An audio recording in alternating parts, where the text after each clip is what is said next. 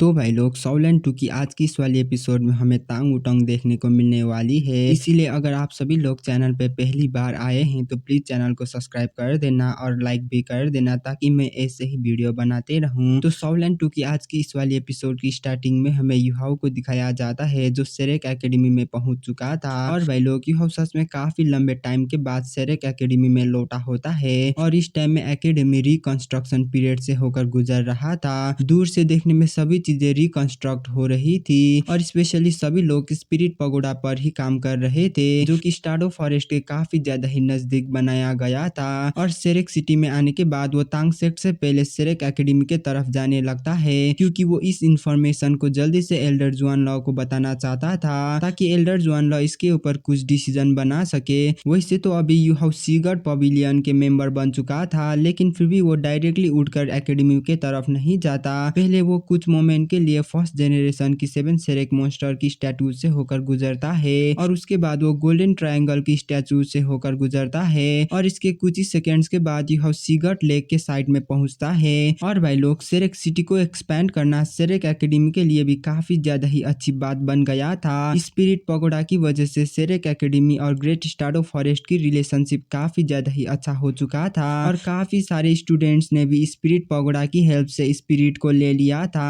और ऐसे ही यूहाउ सीगर्ट लेक के साइड में आता है और उसे वहां पे आने के साथ ही काफी ज्यादा ही फैमिलियर सी फील होती है और वो सीगर्ट लेक को देखते हुए कहता है कि अपने घर अपने सेरेक में लौटना काफी ज्यादा ही अच्छी बात होती है। ये तो और भी ज्यादा अच्छा होता अगर मेरे पास अभी यहाँ पे डोंगर होती, अगर मेरे साथ यहाँ पे डोंगर होती तो मेरे दिल में अब कोई भी नफरत नहीं रहता। मैं यहीं पे पूरे जिंदगी काफी शांत होकर गुजार सकता था। मैं सच में काफी ज्यादा ही खुश होता अगर यहाँ पे डोंगर होती तो डोंगर में तुम्हें सच में काफी ज्यादा ही मिस करता हूँ। आखिर तुम कहाँ पे गई हो। युहाउ तो ऐसे ही इन्हीं सारी बातों के बारे में सोच रहा था लेकिन तभी युहाउ की आंखें खुले की खुले रह जाती है। उसे आगे देखकर भरोसा ही नहीं हो रहा होता है और कुछ ही सेकेंड्स में उसकी बॉडी अपने आप ही ट्रेम्बल करने लगता है। और भाई लोग किसी के साथ हमें एक यंग लड़की को दिखाया जाता है जो युहाउ की करीब से होकर गुजर जाती है और उस लड़की की आंखें ब्लू कलर्स की थी और उसकी आई लैशेस लंबे और कर्ली थी। अभी उसकी काफी सुंदर ब्लू कलर्स की बाल हवा में उड़ रहे थे जबकि उसने अभी व्हाइट कलर्स की कपड़े को पहनी थी और इस लुक के साथ वो बिल्कुल गॉडेस ऑफ लाइट जैसे दिख रही थी। इस सुंदर फिगर को देखकर युहाउ काफी जोरों से डोंगर कहता है और भाई लोग अभी युहाउ की आवाज काफी ज्यादा ही हाई हो गया था और इसके साथ कुछ ही सेकंड के बाद युहाउ इंस्टेंट टेलीपोर्टेशन एबिलिटी को यूज करता है और वो उस लड़की के सामने आकर काफी जोरों से हक करता है। और भाई लोग अगर बात किया जाए तो युहाउ ने कभी भी ये नहीं सोचा था कि इस टाइम और इस जगह में वो डोंगर से मिलेगा और अभी डोंगर को देखने के साथ ही युहाउ की सभी चिंता और परेशानी तुरंत ही डिसअपियर होती है और इसी के साथ उसकी सभी इमोशंस बाहर आने लगता है और इस टाइम में उसकी आंखों में अपने आप ही आंसू आने लग गया था और उसकी विजन आंसू की वजह से ब्लरी भी हो गया था। जबकि इस तरफ ये सुंदर लड़की जहाँ थी वहीं पे खड़ी रह जाती है और उसे देखकर ऐसा लग रहा था कि सडनली किसी ने हक करने की वजह से वो काफी ज्यादा ही शॉक्ड हो गई हो।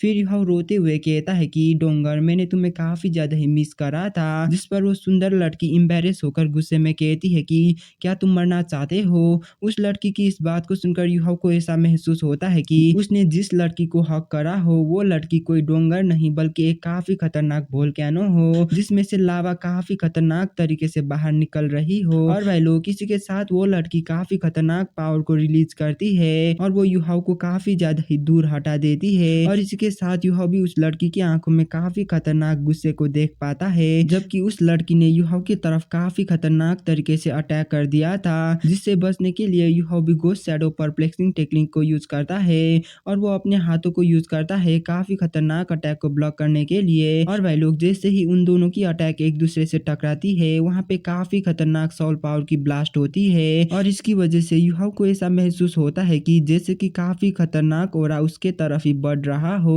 और भाई लोग अगर बात किया जाए तो वांग क्यूअर की सैक्रिफाइस के बाद युहाउ ने गोल्डन ड्रैगन की रियल पावर को इनहर्ट करा था लेकिन फिर भी अभी की अटैक की वजह से युहाउ 10 स्टेप पीछे चले गया था जैसे कि युहाउ इस अटैक के लिए रेडी भी ना हो और ऐसे ही उन दोनों के बीच में एक काफी बड़ा गैप बनती है जबकि इस तरफ युहाउ को यकीन नहीं हो रहा था कि कभी डोंगर उसे इतनी बुरी तरीके से अटैक भी कर सकती है। और भाई लोग अभी युहाउ जो सोच रहा था वो सभी चीजें तो नॉर्मली थी लेकिन इस तरफ ये लड़की के चेहरे में और भी ज्यादा भयानक लुक अपीयर हो गई थी और वो अपने सोल रिंग को काफी खतरनाक तरीके से रिलीज करने लगती है और उस लड़की के पास 6 ब्लैक सोल रिंग और एक रेड सोल रिंग था और टोटल में उसके पास 7 सोल रिंग था और उस लड़की के सोल रिंग की कल्टीवेशन मिनिमम में 20,000 साल का था जबकि हाईएस्ट में उसके पास 1 लाख साल की सोल रिंग था। लेकिन फिर भी युहाओ इतना ज्यादा पावरफुल सोल रिंग को देखकर भी ज्यादा हैरान नहीं होता है। वो अभी सिर्फ उसी लड़की को देखते ही जा रहा था और उस लड़की को देखकर उसकी आंखों से अपने आप ही आंसू बहते ही जा रहा था। और भाई लोग किसी के साथ वो लड़की अपने विंग्स को भी रिलीज करती है। उस लड़की के पास ड्रैगन विंग्स थी और उसकी कलर्स काफी ज्यादा ही डेजलिंग था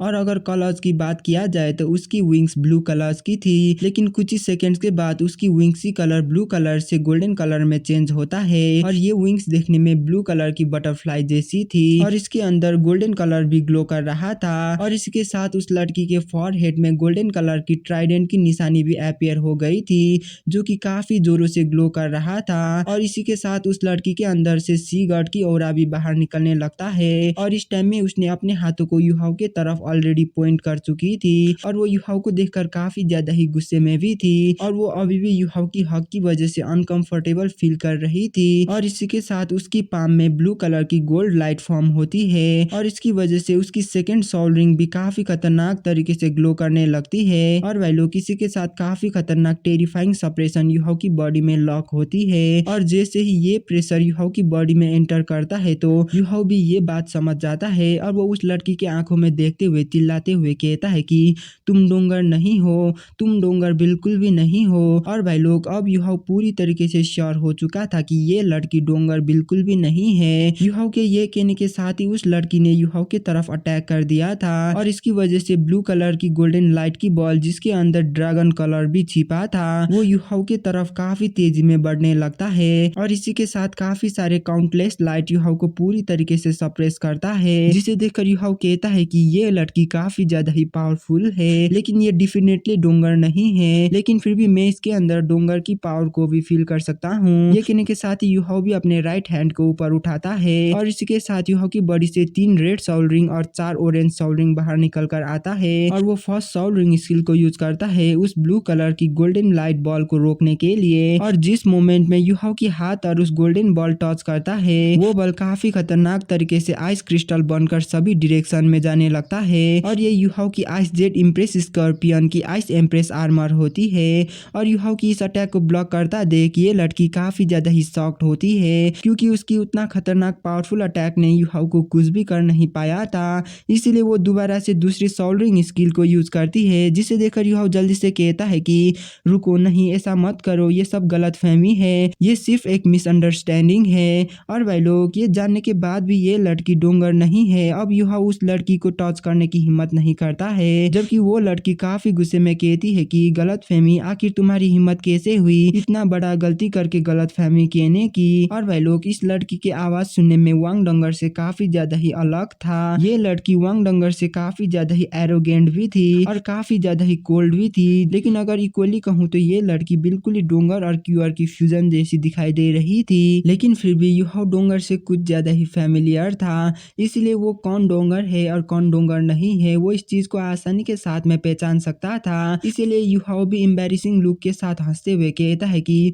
मुझे माफ करना मैंने आपको रिकॉग्नाइज करने में गलती कर दी तुम कुछ ज्यादा ही मेरे एक दोस्त के जैसे दिखाई देती हो इसीलिए मैं खुद को रोक नहीं पाया। जिस पर वो लड़की गुस्से में कहती है कि क्या तुम मुझे सिर्फ उस लड़की के जैसे देखने के साथ ही हक कर सकते हो और मैं ये विश्वास नहीं करता हूँ कि कोई दूसरी लड़की भी मेरी जैसी दिखती हो। वैसे तो इस एकेडमी में आने के बाद सभी लोग मुझसे यही कह रहे हैं कि मैं किसी की तरह दिखती हूँ लेकिन ऐसा नहीं है मैं सिर्फ मैं ही हूँ मेरे अलावा मेरे जैसा दिखाई देने वाली लड़की कोई भी नहीं हो सकती है। सब कुछ तो ठीक है उन लोगों ने तो सिर्फ मुझे यही कहा था कि मैं किसी की तरह दिखती हूँ लेकिन तुमने तो मुझे ऑफेंड करा है और तुमने मुझे काफी बुरी तरीके से हक भी करा है इसलिए मैं तुम्हें मारे बिना चुप बिल्कुल भी नहीं बैठूंगी। ये कहने के साथ ही वो दोबारा से अटैक करने के लिए अपने राइट हैंड को ऊपर उठाती है जबकि युहाओ परेशान होकर कहता है कि मैंने पहले भी तुम्हें ये कहा था कि ये सिर्फ एक गलतफहमी है लेकिन फिर भी तुम मुझे मारना चाहती हो। और भाई लोग युहाओ को इतना तो पता था कि ये लड़की सच्ची में डोंगर नहीं है सिर्फ वो दोनों देखने में ही सिमिलर दिखते हैं। इस लड़की के अपीयर होने से आगे भी ये चीजें दोबारा से हो चुकी है। वांग क्यूआर और वांग डोंगर भी बिल्कुल ही सिमिलर ही दिखते थे लेकिन वो सब तो 3 आई गोल्डन लायन विलन की ट्रांसफॉर्मेशन की वजह से हुई थी। लेकिन आखिर ये लड़की कौन है? उसकी आंखें, उसकी बाल और उसकी कोल्ड लुक को देखकर ये कहना मुश्किल नहीं है कि ये लड़की बिल्कुल ही वांग क्यूअर की तरह लगती है।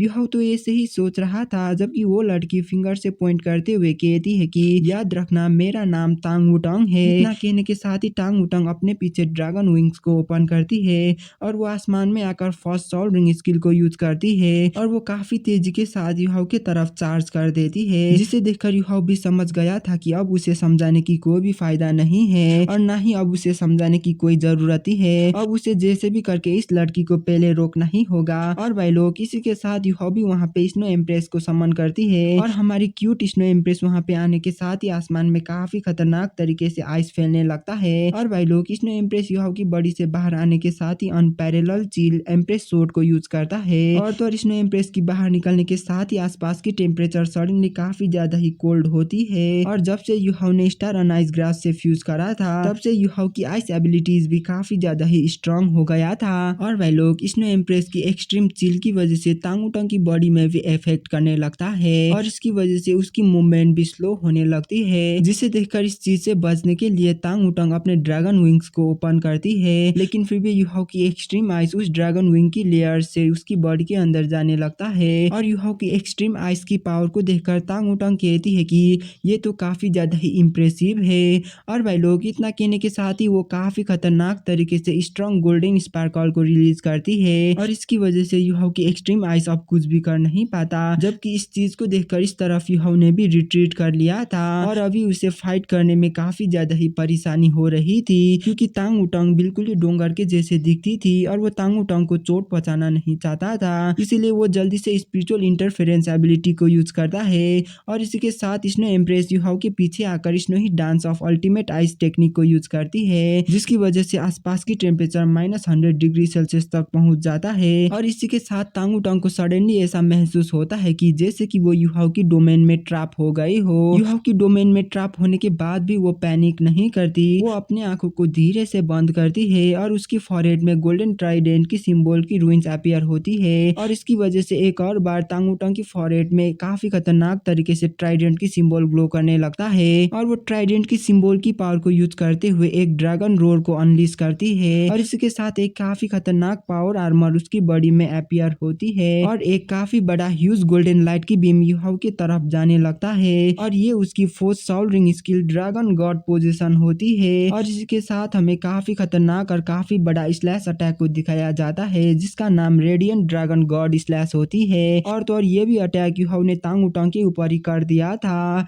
और इसकी वजह से युहाओ की अल्टीमेट आइस पूरी तरीके से क्रॉस्ड होती है और इस अटैक की वजह से युहाओ की अल्टीमेट आइस पूरी तरीके से क्रॉस होने लगती है और इसी के साथ तांग वुटांग भी युहाओ को साफ साफ देख पाती है, जो कि उसी अटैक के सामने खड़ा था और इसी के साथ तांग वुटांग को कुछ होती है और वो काफी ज्यादा ही हैरान होती है, क्योंकि युहाओ ने उस अटैक को डॉज करने की कोशिश बिल्कुल भी नहीं करा था, बल्कि वो अपने आंखों को धीरे धीरे करके बंद कर रहा था। और वह लोग, इसके कुछ सेकंड के बाद हमें युहाओ को दिखाया जाता है, जो कि काफी खतरनाक तरीके से अपने आंखों को ओपन करता है और वो काफी खतरनाक तरीके से पंच को भी रेडी करने लगता है और जैसे ही युहाओ उस फीट से तांग वुटांग के ऊपर अटैक करता है, तांग वुटांग को सडनली ऐसा लगता है कि उसे युहाओ को चोट पहुंचाना नहीं चाहिए और इसके साथ उसे काफी वियर्ड एक्सपीरियंस भी होने लगता है और सबकॉन्शियसली वो अपने अटैक की पावर को रिड्यूस करने लगती है। और भाई लोग, अगर बात किया जाए तो अगर युहाओ उस अटैक से नहीं भी बच पाता है तो तांग वुटांग पहले ही उस अटैक को डिस्ट्रॉय करने वाली थी, क्योंकि हाँ, ये बात तो सच है कि युहाओ ने लाइन क्रॉस करके उसको हक करा था, लेकिन शुरुआत से ही तांग वुटांग युहाओ को मारना नहीं चाहती थी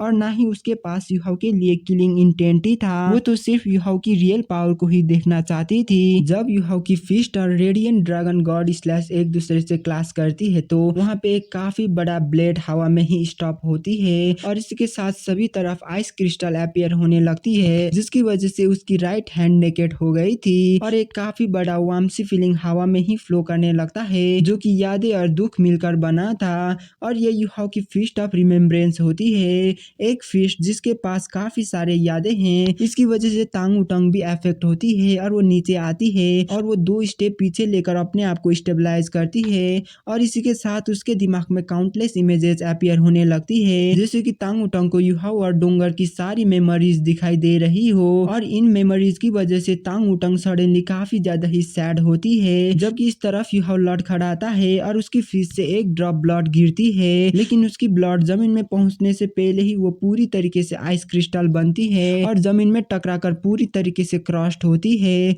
और जब युहाव अपने आंखों को बंद करके खोलता है तो उसकी आंखें बाउंडलेस रिमेम्बरेंस और जेंटल फीलिंग से भरा जाता है, जैसे कि उसकी चोटें उसकी नहीं बल्कि किसी और की हो। फिर युहाव बड़बड़ाते हुए कहता है कि डोंगर वो तुम ही हो, तुम मेरी डोंगरी हो। और इस टाइम में युहाव के दिमाग में क्लियर स्काई सेक्ट की सेक्ट लीडर न्यूतियन ने बताया हुआ सारी बातों के बारे में चल रहा था और वो इस टाइम में यही बात याद कर रहा था कि जब न्यूतियन ने युहाव को ये कहा था कि डोंगर अभी ठीक है, उसे उसकी फादर के द्वारा ट्रीट कर दिया गया है, लेकिन अब वो और ज्यादा डोंगर नहीं है, उसने अपनी सारी मेमोरीज को खो चुकी है। और अभी के टाइम में वैसे तो टांग उटंग युहाव को पहचान नहीं पा रहा था, लेकिन टांग उटंग के अंदर डोंगर की भी एबिलिटीज थी। जब टांग उटंग ने ड्रैगन गॉड पोजीशन स्किल को यूज करा था तो तब उसकी बॉडी में से कुछ जगह में रेडियंट बटरफ्लाई गॉडेस अपीयर हुई थी और उसकी रेडियंट बटरफ्लाइंग विंग्स कंटिन्यूअसली यही कह रहा था कि मैं ही डोंगर हूँ, सिर्फ मेरा ही नाम बदला है और मैं अपने आप को भूल गई हूँ और मैं ये भी नहीं जानती हूँ कि मैं कौन हूँ।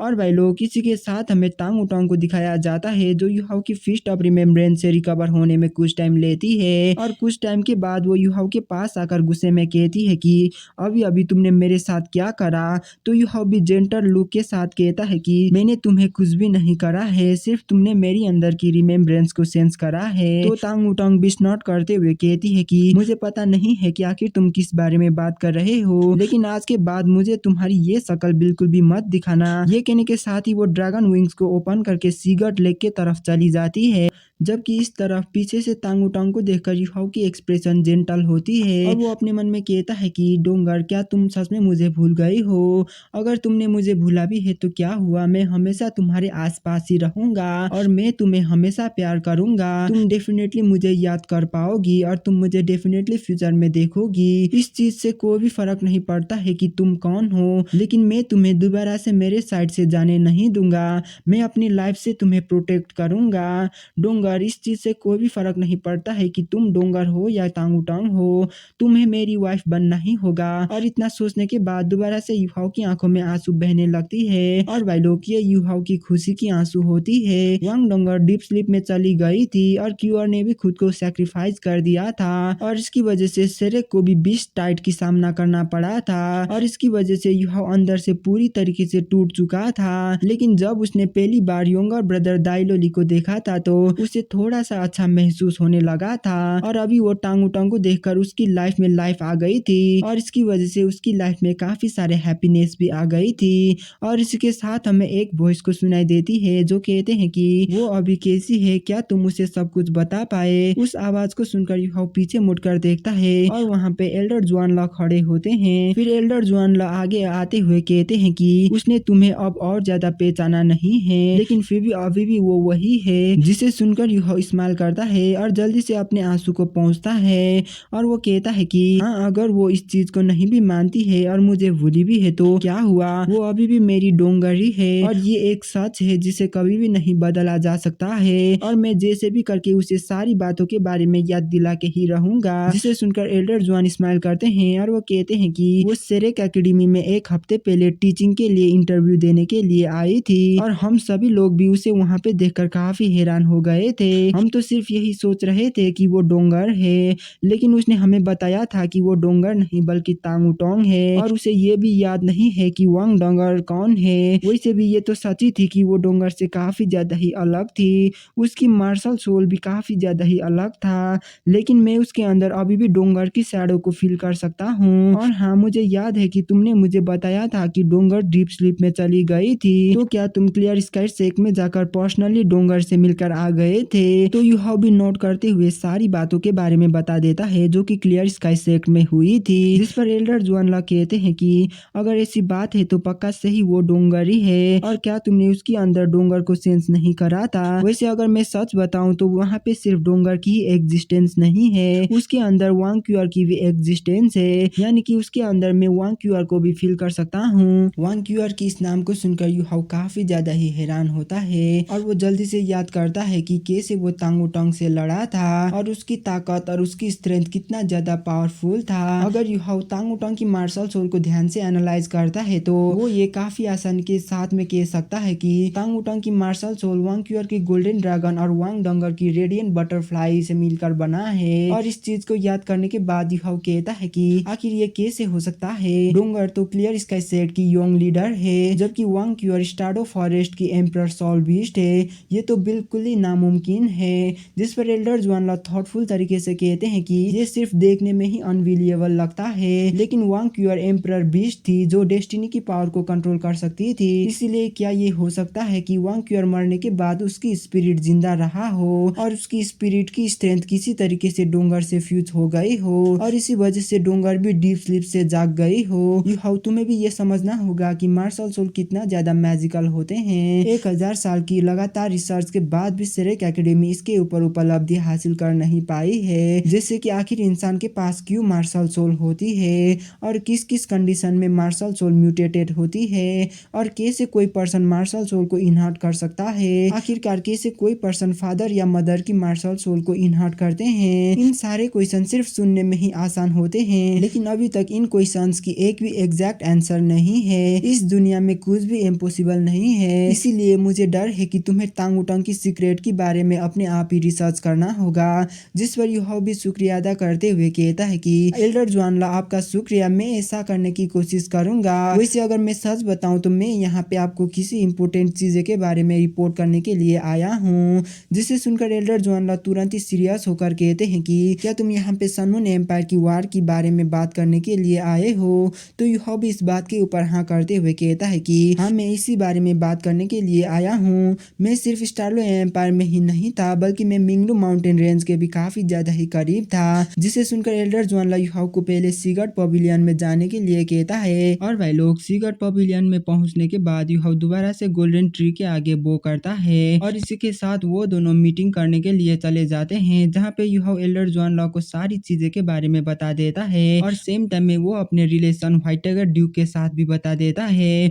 और यूहाओ की इन सारी बातों के बारे में सुनकर एल्डर जुआनला के चेहरे में ग्रीम एक्सप्रेशन फ्लैश होती है और वो थोड़ा सा हैरान होकर कहते हैं कि उन लोगों ने डाइवर्जन बनाया था और उन लोगों की exact target heavenly soul empire थी, लेकिन अभी तक हमने हेवनली सोल एम्पायर से कोई भी इंफॉर्मेशन हासिल नहीं किया है। उन लोगों के पास अभी बॉडी सेक्ट की सपोर्ट है, इसीलिए उन लोगों को इतना आसानी के साथ में हराना लगभग नामुमकिन है। जिसे सुनकर यूहाओ भी जवाब देते हुए कहता है कि मैं भी यही उम्मीद करता हूँ। सिर्फ सन मून एम्पायर की लेजेंड ने ही स्टारलो एम्पायर के ऊपर अटैक करा था और उस टाइम में होली गोस्ट चर्च भी मिसिंग थी। इसीलिए कुछ टाइम सोचने के बाद मुझे ऐसा लगा था कि Holi ghost church body set की लोगों से लड़ने वाला है। अभी होली गोस्ट चर्च के पास ड्रैगन एम्पायर लॉन्ग छियो याओ है और तो और उनके साथ काफी सारे इविल सोल मास्टर्स भी हैं। अगर उन सभी लोग बॉडी सेट से लड़ते हैं तो मुझे डर है कि बॉडी सेट उन लोगों को ज्यादा देर तक रोक नहीं पाएंगे। मुझे ऐसा नहीं लगता है कि हेवनली सोल एम्पायर स्टारलो एम्पायर के जितना भी पावरफुल है। सन मून एम्पायर के पास अभी सिर्फ 3 लेवल 9 की सोल टूल्स ही नहीं है।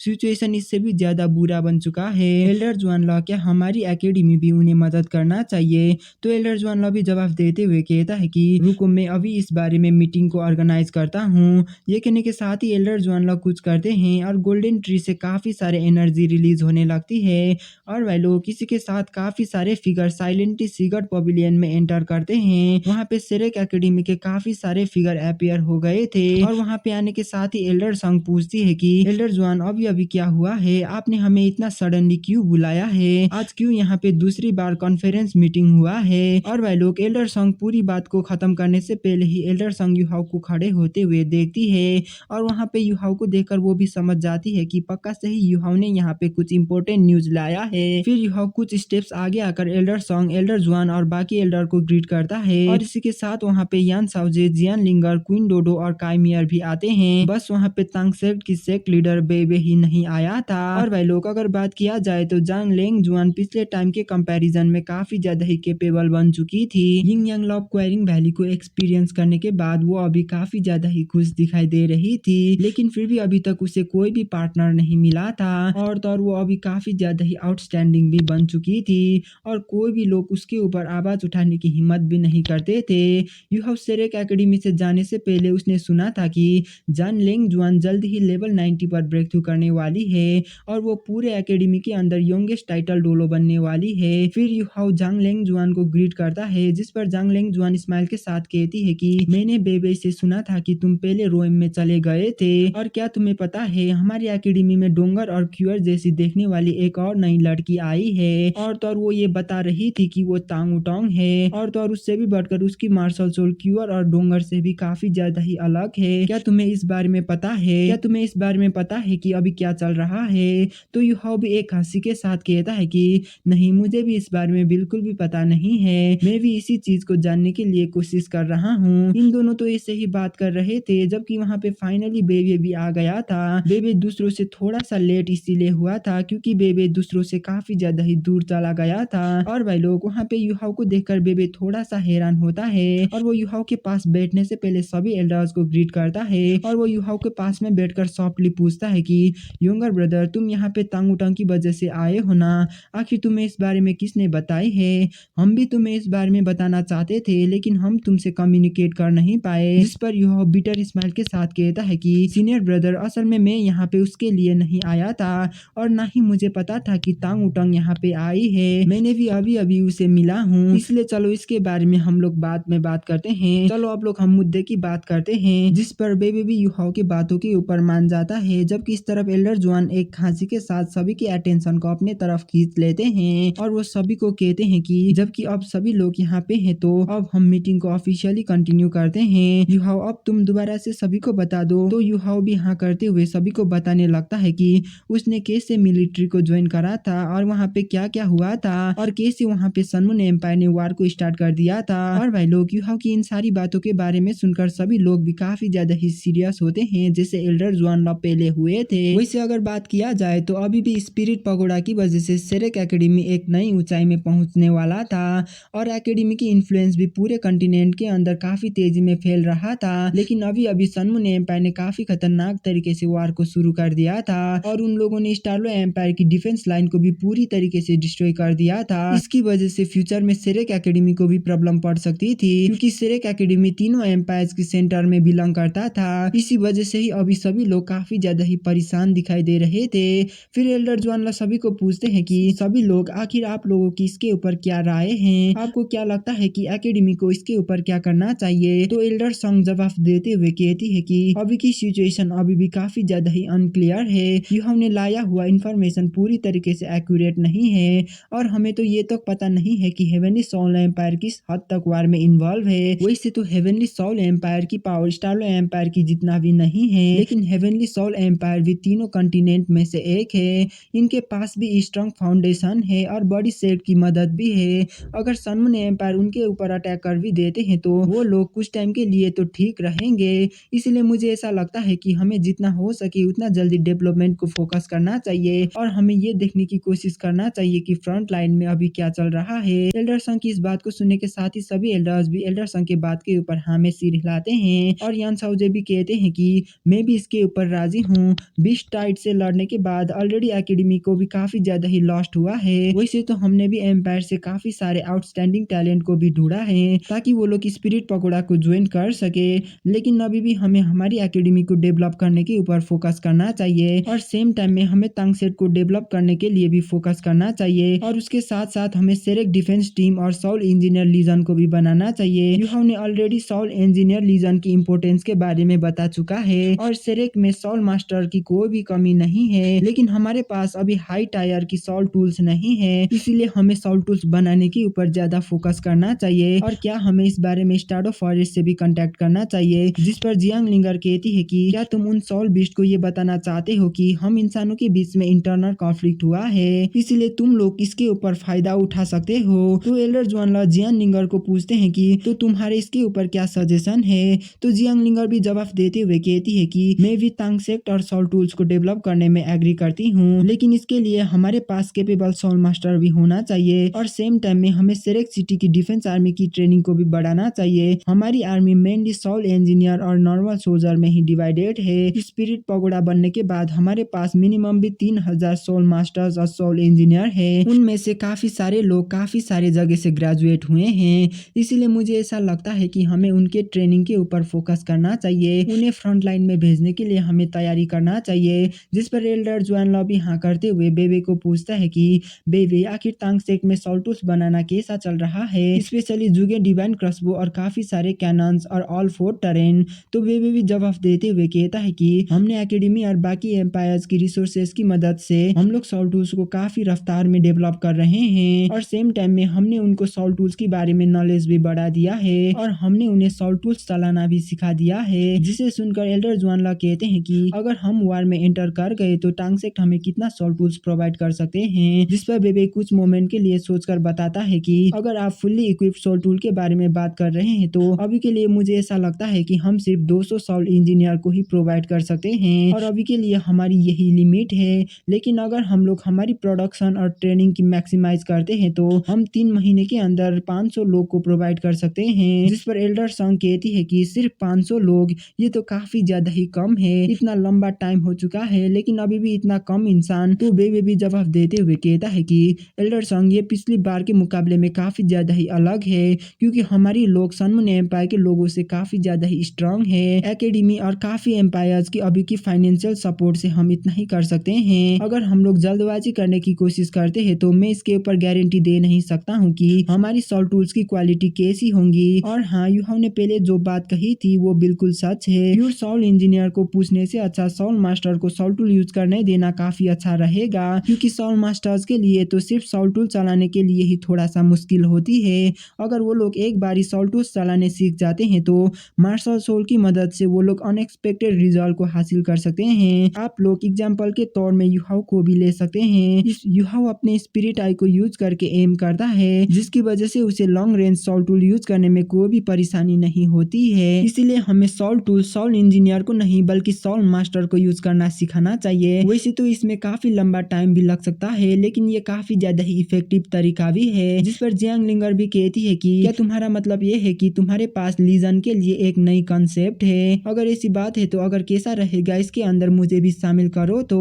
लिंगर की इस बात को सुनकर बेबे हंसते हुए कहता है कि हम भी आप जैसे स्ट्रांग इंडिविजुअल को ज्वाइन ही करना चाहते हैं लेकिन हमारी सॉल टूल्स को देखकर हम सिर्फ सॉल एम्प्रर को ही इसके ऊपर ज्वाइन कर पाएंगे क्योंकि आप जैसी पावरफुल सॉल मास्टर को हमारी ये सॉल टूल्स इनफ नहीं होगा। टीचर जुआन जीवन ने ऑलरेडी लेवल 9 के सॉल टूल्स प्रोड्यूस करना शुरू कर दिया है और उनकी कल्टीवेशन भी टाइटल डोलो के काफी करीब पहुंच चुके हैं। सनमून एम्पायर के पास ऑलरेडी सॉल पावर बढ़ाने वाली मेडिसिन है, आखिर हम उस मेडिसिन को किस लिए प्रोड्यूस कर नहीं सकते हैं? अगर हम लोग मार्शल सोल की रिसर्च की बात किया जाए तो हमारी सेरेक एकेडमी के पास ऑलरेडी 1000 साल की एक्सपीरियंस है। कोई भी एम्पायर्स और एकेडमी इसके मामले में हमसे कंपेयर कर नहीं सकते हैं। लेकिन बात तो सिर्फ इतना ही है कि हमारी एकेडमी मेडिसिन लेने के लिए इनकरेज नहीं करती है क्योंकि इससे सॉल मास्टर की फ्यूचर डेवलपमेंट में भी काफी बड़ा प्रॉब्लम आ सकता है। इसलिए जुआन जीवन टाइटल डोलो तो बन पाए हैं लेकिन वो कभी भी ट्रांसेंडेंट डोलो यानी लेवल 99 के पावर हाउस कभी भी बन नहीं पाएंगे। वैसे तो उस मेडिसिन की वजह से वो इतना जल्दी लेवल 89 पर पहुंच चुके हैं लेकिन ये उतना ज्यादा खास भी नहीं है। बेबे की इस बात को सुनकर जियांग लिंगर हंसते हुए कहती है कि तुम्हारी इस बातों को सुनकर मैं और भी ज्यादा क्यूरियस हो गई हूँ, इसीलिए मुझे ऐसा लगता है कि इस सॉल लीजन के कुछ नाम भी तो होना चाहिए। एल्डर जुआनला, क्यों ना आप ही इस सॉल इंजीनियर लीजन को नाम दे दे। तो एल्डर जुआनला भी हंसते हुए कहते हैं कि तो ठीक है, क्यों ना हम लोग इसे तांगसेट सॉल इंजीनियर लीजन नाम रखे। एल्डर जुआनला की इस बात को सुनकर बेबे और यूहाव स्टंट होते हैं जबकि बेबे जल्दी से कहता है कि एल्डर जुआनला आप ये कैसे कर सकते हैं? हमारी soul engineer legion completely academy के ऊपर ही डिपेंड करने वाली है, इसलिए ये लीजन की नाम एकेडमी से रिलेटेड होना चाहिए। हम कैसे तांगसेट की नाम को इसके ऊपर यूज कर सकते हैं? जिस पर एल्डर जुआनला भी कहते हैं कि नाम तो सिर्फ दिखाने के लिए ही तो है, जब तक तुम लोग इस सॉल इंजीनियर लीजन को स्ट्रेंथ दे सकते हो तब तक इस चीज के ऊपर कोई भी फर्क नहीं पड़ता है कि तुम इसे क्या बुलाते हो।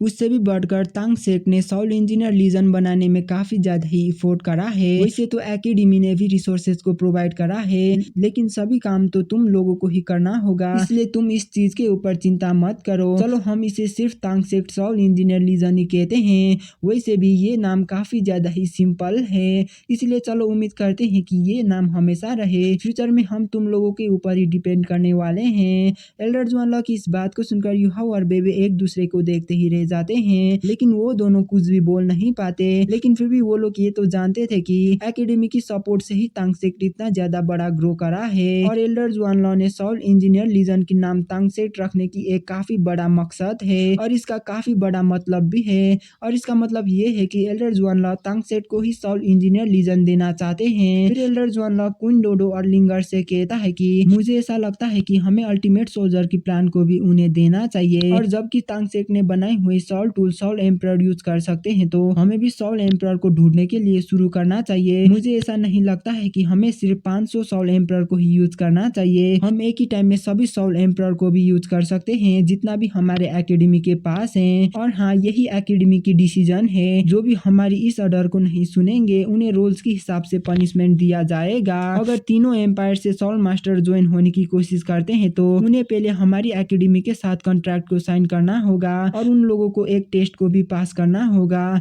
लिंगर, क्वीन डोडो, तुम दोनों इसके ऊपर काम करोगे और हाँ साउजे, तुम्हें भी इन दोनों को सपोर्ट करना होगा। तुम सभी लोग तांगसेट को भी कुछ टीचर्स भेजो ताकि वो लोग सॉल इंजीनियर लीजन को ट्रेन कर सके। और भाई लोग, इसी के साथ ये कॉन्फ्रेंस मीटिंग यहीं पे ओवर होती है। इसी के साथ बेबे और कुछ एल्डर वहां से साथ में चले जाते हैं, जबकि एल्डर जुआनलॉ ने युहाओ से बात करने के लिए वहीं पे रोका था। और भाई लोग, इसी के साथ एल्डर जुआनलॉ युहाओ को कहते हैं कि मुझे डर है कि तुम्हें दोबारा से फ्रंट लाइन में लौटना होगा। तुम सिर्फ एकेडमी की अल्टीमेट सोल्जर ही नहीं हो, तुम्हारे पास ऐसा काफी सारे स्पिरिचुअल डिटेक्शन एबिलिटीज हैं। वैसे तो ये काम काफी ज्यादा ही डेंजरस भी हो सकती है, लेकिन तुम्हारे अलावा जासूसी करने में कोई भी अच्छा नहीं है। तुम कल ही स्टारलो एम्पायर में लौट के उन्हें मदद करो। अगर पॉसिबल रहा तो तुम्हें सनमून एम्पायर से कुछ सॉल टूल्स भी चुराना है। उन सॉल टूल्स हमारे लिए काफी ज्यादा ही काम भी आ सकते हैं। मैंने इस बारे में ऑलरेडी जुआन जीवन से बात कर चुका हूँ। उन्होंने मुझे बताया था कि सर्विलियंस सॉल टूल्स को प्रोड्यूस करना काफी सारे रेयर मेटल्स चाहिए होंगे। अगर पॉसिबल रहा तो तुम्हें उन रेयर मेटल्स को भी लाना है,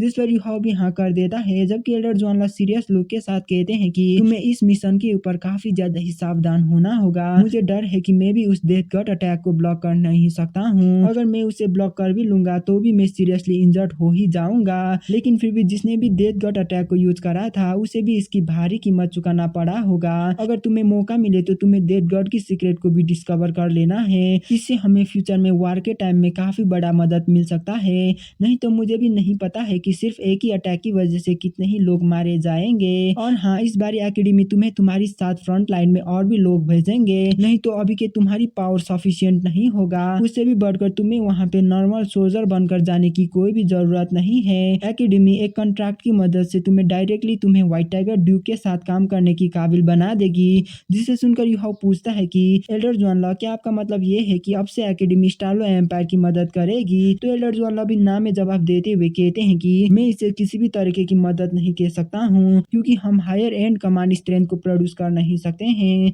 लेकिन सनमून एम्पायर कभी भी हेवनली सॉल एम्पायर के ऊपर अटैक कर सकते हैं। और इस बारी एकेडमी के लोग तुम्हारे साथ नहीं जाएंगे, बल्कि तुम्हारे साथ तांगसेट की कुछ लोग जाएंगे। मेरे हिसाब से जू सांसी, जियांग नानान को तुम्हें फॉलो करना चाहिए। वैसे भी वो लोग सॉल टूल्स यूज करने में ज्यादा अच्छे नहीं है। साइटो को यहीं पे रुकना है। जबकि साइटो और जाओ जाओ रिलेशनशिप में है तो मुझे ऐसा लगता है कि जाओ जाओ को भी साइटो के साथ ही रुकना चाहिए। मैं बेबे को तुम्हारे साथ नहीं भेज सकता हूँ। तुम साइटो, जाओ जाओ और बेबे के अलावा तुम खुद ही तांगसेट से और एक मेंबर को चूज कर सकते हो। और हाँ, एकेडमी की तरफ से भी हम एक पर्सन को तुम्हारे साथ भेजेंगे। अगर कैसा रहेगा हम एकेडमी से तुम्हें तांग उटंग को भेजे। और भाई लोग, जब एल्डर जुआनलॉ तांग उटंग की नाम को लेते हैं तो वो एक स्माइलिंग इंटेंट को पास करते हैं, जैसे कि वो जानबूझकर युहाओ को टीज कर रहे हों। और भाई लोग, इस तरफ युहाओ भी काफी ज्यादा ही हैरान होता है। और भाई लोग, जब युहाओ ने सुना था कि उसे फ्रंट लाइन में दोबारा से लौटना है तो उसे भी फ्रंट लाइन में जाने की मन नहीं कर रहा था, क्योंकि वो तांग उटंग को छोड़ना नहीं चाहता था। इस चीज से कोई भी फर्क नहीं पड़ता है कि तांग उटंग के डोंगर और क्यूअर से कुछ लेना देना है या नहीं। उसकी अपीयरेंस से ही युहाओ ऑलरेडी कॉन्फ्लिक्ट हो चुका था, इसलिए वो यहाँ पे रुकने के लिए किसी भी कीमत को चुका सकता था। और अगर तांग उटंग डोंगर निकलती है तो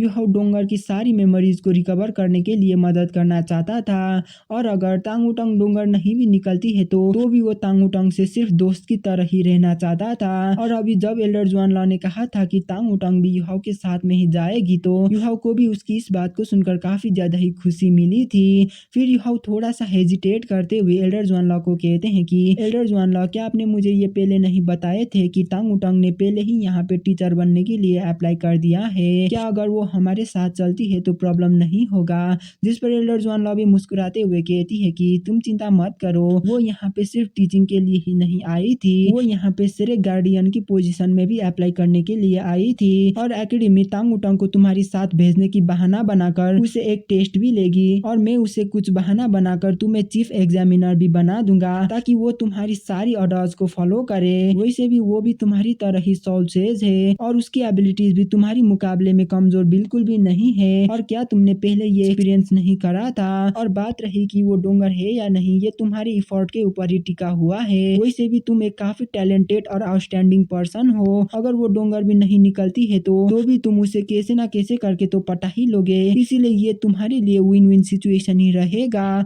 जिस पर युहाव थोड़ा सा उदास होकर कहता है कि अगर वो डोंगर नहीं है तो भला मैं उसे क्यों पटाऊंगा, भला मैं उसका पीछा ही क्यों करूंगा। युहाव ये कहने के साथ ही कुछ स्टेप्स को पीछे आकर सीरियसली ग्रीट करता है। जिस पर एल्डर जुआन लॉ कहते हैं कि बेवकूफ लड़के, कुछ भी हो एकेडमी तुम्हें जरूर सपोर्ट करेगी, अभी तुम भी यहाँ से चले जा सकते हो, मैं इमीडिएटली तांग उटंग को इस बारे में बताऊंगा। तुम तांग सेट में जाकर एक बारी सभी से मिलो और तुम तांग सेट से एक पर्सन को चूज करो जो भी तुम्हें सुटेबल लगेगी। कल सुबह तुम यहाँ पे आना और तांग उटंग को भी अपने साथ ले जाना। और भाई लोग इतने में ही युहाव सिगरेट लेक से बाहर निकल कर आता है और तांग सेट की तरफ जाने लगता है। और इस टाइम में वो अभी थोड़ा सा एक्साइटेड दिखाई दे रहा था और वो थोड़ा सा कॉम्प्लेक्स भी था। वो एक ही साथ में एक्साइटेड, हैप्पी और अनकंफर्टेबल भी था। उसे सबसे ज्यादा डर यही था कि तांग उटंग और डोंगर अलग अलग पर्सन ना निकले। अगर तांग उटंग अलग पर्सन निकलती है तो युहाव की उम्मीद में पानी फिर आ जाएगा। अगर ये पास्ट होता तो वो इतना बड़ा परेशानी में भी नहीं होता, क्योंकि तांग उटंग और डोंगर एक ही जैसे दिखते हैं। लेकिन अब हालत काफी ज्यादा ही बदल चुका था, क्योंकि अब यहाँ पे वांग क्यूअर भी था, इसलिए अब उसे ये ढूंढना था कि तांग उटंग क्या अलग पर्सन है या फिर वो वांग क्यूअर है या फिर वो डोंगर है। इन सभी चीजें के बारे में सिर्फ उसे ही ढूंढना था। और भाई लोग ऐसे ही सोचते हुए युहाव तुरंत ही तांग सेट में लौट जाता है और वहाँ पे बेबे जो काफी टाइम पहले वहाँ पे आ गया था, उसने सभी को इन्फॉर्म कर चुका था कि युहाव यहाँ पे आने वाला है, इसीलिए तांग सेट की सभी मेंबर्स भी युहाव का ही आने का इंतजार कर रहे थे। और जैसे ही युहाव तांग सेट के अंदर पैर को रखता है तो सबसे पहले साइटो उसे गले लगाता है और उसके बाद जूसान से भी उसे गले लगाता है, जबकि इस तरफ युहाव का इरादा तो कुछ और ही था। वो तो जियांग नानान और जियाओ जाओ को हक करना चाहता था, इसीलिए वो हाथों को फैलाते हुए जियाओ जाओ और जियांग नानान के आगे बढ़ने लगता है, जबकि जू सांसी और साइटो उसे रोकते हुए कहता है कि दुष्ट इंसान, आखिर तुम क्या पाप करने वाले हो। जिस पर युहाव भद्दा सा चेहरा बनाकर कहता है कि ऑफ कोर्स मैं मेरी सीनियर सिस्टर से क्लोज होने की कोशिश कर रहा हूँ, मुझे यहाँ पे लौटने के लिए काफी ज्यादा ही वक्त लगा है, इसलिए मुझे सभी लोगों को सेम तरीके से ट्रीट करना होगा। युहाव की इस बात को सुनकर साइटो और जू सांसी ऑलमोस्ट सेम टाइम में कहते हैं कि इसके बारे में तो तुम सोचना भी मत। और भाई लोग इन लोगों की ऐसी हालात को देखकर सभी लोग वहाँ से जोरों जोरों से हंसने लगते हैं, जबकि युहाव कहता है कि तो ठीक है, आप मुझे जाने दे सकते हैं, मैं उन्हें हक नहीं करूंगा। तो जूसानजी भी युहाव को छोड़ते हुए कहता है कि लिटिल जूनियर ब्रदर, तुम्हें भी तांग उटंग के बारे में पता चल ही गया होगा, वो तो ऑलमोस्ट डोंगर के जैसे ही दिखती है, आखिर ये सब क्या चल रहा है, पहले डोंगर उसके बाद क्यूअर और अभी तांग उटंग। अब मुझे तुम ये तो मत बताना कि वो लोग ट्रिपलेट्स हैं। और भाई लोग जब जूसानजी ट्रिपलेट्स वाली बात को बोलता है तो उसके मुंह से ऑलरेडी लाल टपकने लग चुका था और इसके कुछ ही सेकंड्स के बाद वो काफी जोरों से चिल्लाता है, क्योंकि उसकी एक कानों को एक डेलिकेट हाथों ने अपने तरफ खींच के रखा था। फिर जियांग नानान गुस्से में कहती है कि आखिर तुम क्या सोच रहे थे, ट्रिपलेट्स? हाँ देखो तो तुम्हारी ये सोचने के साथ ही तुम्हारी लाल भी टपकने ही वाला है। जिसे सुनकर जूसानसी जल्दी से कहता है कि मैं ऐसा करने की हिम्मत तो कभी भी कर नहीं सकता हूँ। तुम ट्रिपलेट्स की तो बात ही छोड़ो, अगर वो लोग 10 भी होते तो भी वो लोग तुमसे कंपेयर कर नहीं सकते थे। युहाव तुम देखो तो तुम्हारी आने के साथ ही तुम्हारी वजह से हम दोनों के बीच में लड़ाई हो गई है। जिस पर युहाव भी कहता है कि इसमें मेरा कुछ भी लेना देना नहीं है, ये तुम्हारी ही प्रॉब्लम है। और बात रही तांग उटांग की, तो मैं भी ये श्योर नहीं हूँ कि वो डोंगर है भी या नहीं, लेकिन फिर भी मुझे ऐसा लगता है कि मैं इस बारे में तभी जान सकूंगा जब मैं उससे इंटरेक्ट करूंगा। तो जूसानजी भी कहता है कि गुड लक ब्रदर, वो डोंगर है या नहीं पहले करके तो देखो, हम लड़के कोई भी डिसएडवांटेजेस में नहीं होते हैं। जिस पर जियांग नानान कहती है कि तो तुम्हें और भी मार खाना है। फिर बेबे स्माइल के साथ युहाव को पूछता है कि लिटिल जूनियर ब्रदर, क्या अब तुम यहाँ से लौटने वाले हो? तो युहाव भी नोट करते हुए कहते हैं कि मैं कल यहाँ से दोबारा से फ्रंट लाइन में जाने वाला हूँ। एल्डर जुआन लॉ ने मुझे फ्रंट लाइन में जाकर स्टारलो एम्पायर की मदद करने के लिए कहा है और उन्होंने मुझे सनून एम्पायर से कुछ सॉल टूल्स को चुराने के लिए भी कहा था। और हाँ, अभी मैंने एक सर्विलियंस सॉल टूल्स को भी लाया है। बाद में मैं टीचर जुआन जीवन को ये भेज दूंगा। जिस पर बेबे चिंता करते हुए कहता है कि लिटिल जूनियर ब्रदर, तुम हमेशा यहाँ वहाँ भागते रहते हो, क्या ये तुम्हारे कल्टीवेशन को डिले नहीं करेगा? उससे भी बढ़कर फ्रंट लाइन काफी ज्यादा ही खतरनाक है। अगर क्या होगा दोबारा से डेथ गार्ड जो तुम बात कर रहे थे वो फायर हो गई तो? जिस पर यूहाओ भी कहता है कि मुझे डेथ गार्ड से उतना भी ज्यादा डर नहीं है। जब से वांग क्यूअर ने मेरे लिए सैक्रिफाइस करा है तब से मेरे पास उसकी डेस्टिनी की पावर आ गई है, इसलिए मुझे इससे डरने की कोई भी जरूरत नहीं है। इवन ट्रांसेंडेंट दोलो यानी लेवल 99 के पावर हाउस भी मेरे लिए परेशानी खड़ी नहीं कर सकते हैं। और मेरी एनालिसिस के हिसाब से डेथ गार्ड सिर्फ 5000 मीटर तक ही अफेक्ट कर सकता है। इसीलिए अभी के लिए मेरा मकसद ये भी है कि फ्रंट लाइन में जाकर डेथ गार्ड के बारे में इन्वेस्टिगेट कर सकूं। तो बेबी शॉक्ड होकर कहता है कि little junior brother, death guard soul tool को डेथ गार्ड दोलो इस्तेमाल करते हैं। ये मिशन काफी ज्यादा ही डेंजरस है। नहीं, मैं ऐसा होने नहीं दे सकता हूँ। मैं जल्दी से एल्डर जुआन के पास जाकर मिलता हूँ। वो कैसे तुम्हें इतना बड़ा मिशन दे सकते हैं? जिस पर यूहाओ जल्दी से बेबी को रोकते हुए कहता है कि एल्डर ब्रदर, एल्डर जुआन लॉ ने मुझे इसके ऊपर फोर्स नहीं करा है। उन्होंने तो मुझे सिर्फ एक्सप्लोर करने के लिए ही कहा था। मेरे पास स्पिरिचुअल डिटेक्शन की एबिलिटीज हैं और मेरी स्पिरिचुअल डिटेक्शन की एबिलिटीज डेथ गॉड वेपन से भी काफी ज्यादा बड़ा है, इसलिए मुझे इसके ऊपर एग्जामाइन करने में कोई भी प्रॉब्लम नहीं होगी। अगर मैं जीत नहीं सकता हूँ तो भी मैं वहाँ से भाग सकता हूँ। उससे भी बढ़कर एल्डर जुआन लॉ ने मुझे तांग सेट से कुछ लोगों को अपने साथ में ले जाने के लिए कहा था। और यूहाओ ऐसे ही उन सारी बातों के बारे में बता देता है जो एल्डर जुआन लॉ ने यूहाओ को बताया था, जिसे सुनकर बेबे कुछ भी नहीं बोल पाता है, जबकि जूसान से एक्साइटेड होकर नाचने लगा था। और वो खुश होते हुए कहता है कि ये तो काफी अच्छा बात है, अब मैं फाइनली सिरेक सिटी को छोड़ सकता हूँ। लिटिल जूनियर ब्रदर, क्या तुम्हें पता है मैं यहाँ पे कितना ज्यादा बोर्ड हो चुका था। मैं पास्ट के कुछ टाइम से बेबे को ही तांग सेट संभालने के लिए मदद कर रहा था, जो कि मेरे लिए काफी ज्यादा ही एनोइंग भी हो चुका था। इसीलिए बैटलफील्ड में कदम रखना सबसे ज्यादा अच्छा रहेगा। इसीलिए चलो ये तय रहा, नाना नर में तुम्हारे साथ चलेंगे। और हाँ, मेरी सॉल पावर भी ऑलरेडी 70 लेवल पर पहुंच चुका है। क्या तुम मुझे एक सुइटेबल स्पिरिट पाने के लिए मदद करोगे? जब हम लौटेंगे तुम मुझे स्पिरिट पगोड़ा में ले जाकर मुझे स्पिरिट पाने में मदद करना, क्योंकि उस टाइम में नानान भी ऑलरेडी लेवल 70 पर ब्रेक थ्रू कर चुकी होगी। मुझे एक काफी प्यारा और स्मार्ट स्पिरिट चाहिए। जिसे सुनकर यूहाओ काफी हैरान होता है, क्योंकि सभी लोग काफी तेजी में कल्टीवेट कर रहे थे। फिर यूहाओ बेबे को भी उसकी कल्टीवेशन के बारे में पूछता है, जिस पर बेबे भी जवाब देते हुए कहता है कि मैं भी इसकी तरह ही सेम लेवल पर ही हूँ, मुझे भी एक स्पिरिट की सख्त आवश्यक है। अगर तुम यहाँ पे टाइम में लौट कर नहीं आते हो तो हमें ही स्पिरिट पगोड़ा में जाना होगा। ऑफ कोर्स हम नानान को भी वेट करेंगे। और हाँ, साइटो भी लेवल 70 पर पहुंच चुका है। और भाई लोग, लव क्वायरिंग यिंग यांग वैली के टेस्ट को पास करने के बाद सभी लोग लेवल 70 पर पहुंच चुके थे। सिर्फ जाओ जाओ इन सभी लोगों से पीछे रह गई थी। फिर यूहाओ कहता है कि क्यों ना हम स्पिरिट पगोड़ा की बजाय डायरेक्टली स्टार्डो फॉरेस्ट में ही चले जाए और स्टार्डो फॉरेस्ट में ही जाकर सुइटेबल सोल बीस्ट और स्पिरिट को ढूंढे, क्योंकि यही सबसे ज्यादा सुइटेबल रहेगा। जिस पर जूसान भी एग्री करते हुए कहता है कि हाँ बिल्कुल, यही सबसे ज्यादा सुइटेबल रहेगा।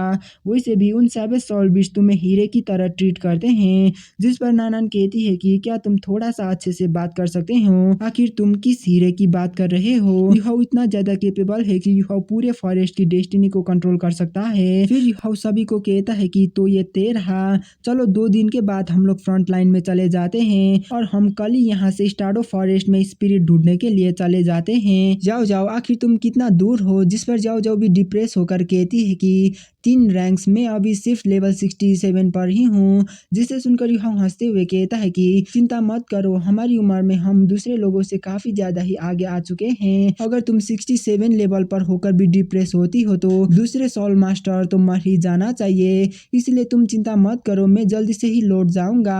और जब तुम लेवल 70 पर ब्रेक थ्रू करोगी तो हम तुम्हारे लिए स्पिरिट रिंग ढूंढेंगे, तुम मेरे यहाँ पे आने की इंतजार करो। फिर यूहाओ बेबे को पूछता है कि और हाँ सीनियर ब्रदर, आखिर हमारा वो डार्क गोल्डन टेरर बियर का क्या हुआ? जिस पर बेबे भी जवाब देते हुए कहता है कि वो दोनों फेलोज आउटर कोर्टयार्ड में रहे हैं, उन दोनों ने हमें ऑलमोस्ट बैंकरप्ट कर दिया है। वो दोनों एक ही दिन में में इतना ज्यादा खाते हैं कि उनकी एक ही दिन की राशन हमारे लिए पूरे 1 साल के लिए भी काफी होगा। उन फेलोज अभी 2 साल की भी नहीं हुए हैं, लेकिन ऑलरेडी वो लोग 2 मीटर बड़े हो चुके हैं। उन लोगों की अभी की क्लॉज भी काफी ज्यादा ही डिस्ट्रक्टिव हो चुका है। और लास्ट टाइम में बिग ब्लैकी ने टीचर ने दिया हुआ मेडिसिन को सीक्रेटली खा लिया था, लेकिन वो फेलो तो काफी ज्यादा ही इंटरेस्टिंग था। उसने वो मेडिसिन अपने ब्रदर ब्लैकी को भी दिया था और वो लोग उस मेडिसिन को खाने के बाद काफी ज्यादा ही ईमानदार भी बन चुके थे। और उस मेडिसिन को खाने के बाद वो लोग कुछ दिनों के लिए सो गए थे और जब वो दोनों जागे थे तो वो लोग और भी ज्यादा भूखड़ बन गए थे। हम लोग उन्हें ऐसे ही खिलाते ही नहीं जा सकते हैं, हमें उन्हें जल्दी से स्टार्डो फॉरेस्ट में रिलीज करना ही होगा। जिस पर यह मना करते हुए कहता है कि नहीं, हम ऐसा नहीं कर सकते हैं क्योंकि dark golden terror club bear की ब्लड स्मेल काफी ज्यादा ही स्ट्रांग होती है और तो अभी वो लोग काफी ज्यादा ही कमजोर भी है, इसलिए उन्हें डेफिनेटली कोई दूसरी सॉल बीस्ट हंट कर ही देगी। वैसे उन लोगों के रिलेशन अभी सभी लोगों के साथ कैसा है?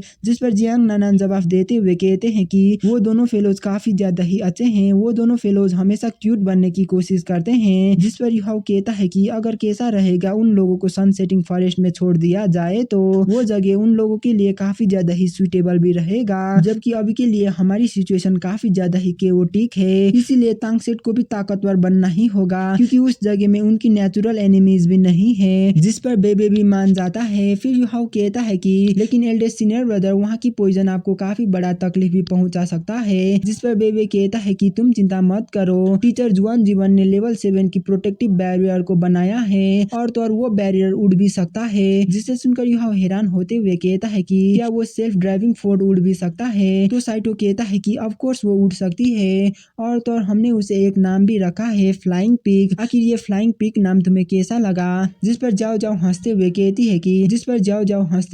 है कि तो ठीक है युहाओ, तुम अभी अभी यहाँ पे आए हो, इस बारे में हम बाद में बात करेंगे, पहले चलो सभी लोग डिनर करते हैं। मैं किचन में जाकर देखती हूँ कि खाने के लिए क्या है। ये कहने के साथ ही सभी लोग तांगसेट की डाइनिंग हॉल में एंटर करते हैं और वहाँ पे बैठने के बाद बेबे पूछता है कि युहाओ, तुम जू सांसी और नानान के बाद तुम किसे अपने साथ में ले जाने वाले हो? तो सडनली नान कुई जो कि काफी दूर बैठी थी वो चिल्लाकर कहती है कि मैं जाऊंगी, लेकिन युहाओ उसे साफ साफ मना कर देता है और युहाओ की ऐसा करने की वजह से नान कुई कहती है कि क्या मैं उतना ज्यादा कमजोर हूँ? मैं भी ऑलरेडी 6 सॉल रिंग वाले सॉल एम्परर बन चुका हूँ, तुम मुझे भी अपने साथ ले जाओ। फिर ये गुई भी कहती है कि मैं भी तुम्हारे साथ ही जाना चाहती हूँ, हम तुम्हारी सारी बातों को मानेंगे जब हम मिशन परफॉर्म कर रहे होंगे। और भाई लोग ये दोनों ही युहाओ की तरफ काफी ज्यादा ही क्यूरियस होकर देख रहे थे। और अगर बात किया जाए तो बिस्ट टाइड के बाद दोनों ही लोग तांगसेट में ही कल्टीवेट कर रहे थे, वो लोग ज्यादातर तांगसेट में भी काम नहीं आते थे, इसीलिए ये दोनों ही लड़की काफी ज्यादा ही बोर हो चुके थे। वैसे भी नान कुई और ये गुई की एबिलिटी काफी ज्यादा ही अच्छी थी, वो दोनों ऑलरेडी सोल एम्परर बन चुके थे और उनकी मार्शल सोल भी काफी ज्यादा ही स्पेशल था। दोनों ही लड़की की martial soul evil soul master के खिलाफ में काफी अच्छा था, इसलिए उन दोनों को साथ में ले जाना काफी अच्छा साबित भी हो सकता था। फिर बेबे भी कहता है कि तो चलो इन्हें भी तुम अपने साथ में ले जाओ, ये तुम्हारे लिए काफी ज्यादा ही फायदेमंद रहेगा। लेकिन ये गुई और नान कुई मैं तुमसे कुछ बातें बताना चाहता हूँ, ये मिशन कोई भी ऑर्डिनरी मिशन नहीं है, इसमें तुम लोगों की जान भी जा सकता है, इसीलिए तुम्हें इस बारे में केयरफुली सोचना होगा और सेम टाइम में तुम दोनों को युहाओ की बातों को मानना भी होगा, नहीं तो तुम लोगों को तांगसेट से निकाला जाएगा। इसीलिए मैं उम्मीद करता हूँ कि मैं क्या कह रहा हूँ ये तुम समझ गए होंगे।